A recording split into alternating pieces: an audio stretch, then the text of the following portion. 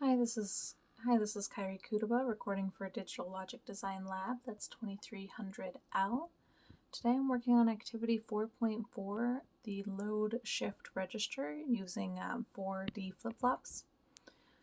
I'm following a circuit diagram here which uses the 4D flip-flops and then 4 2-to-1 muxes to load values into the flip-flops. The loaded values would be D3, D2, D1, D0, all corresponding to the 0 input of the 2-bit muxes.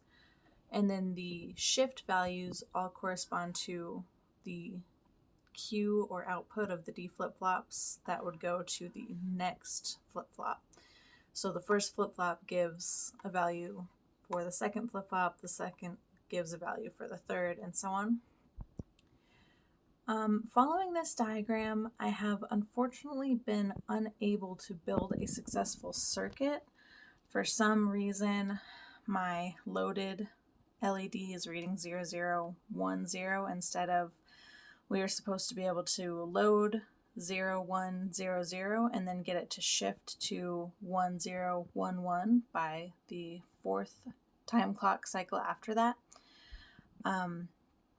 We can see I have it set, this red LED, to show when the clock cycle is happening.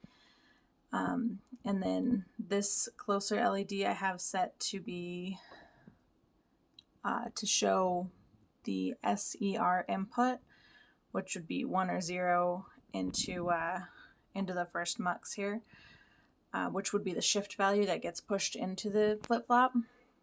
And then this back one here is the shift load. So when that's on, it should be shifting. When it's off, it should be loading. Unfortunately, for some reason, nothing is changing, and it has, like I said, it has loaded the wrong value to begin with. But the clock, shift, and SER lights do light up corresponding to the code I've written here. I have it set so that the first cycle is a load, with the shift being low, SER being high, because it doesn't really matter when we're loading rather than shifting what the SER is. But the first cycle we'll see in a minute here when this backlight turns off.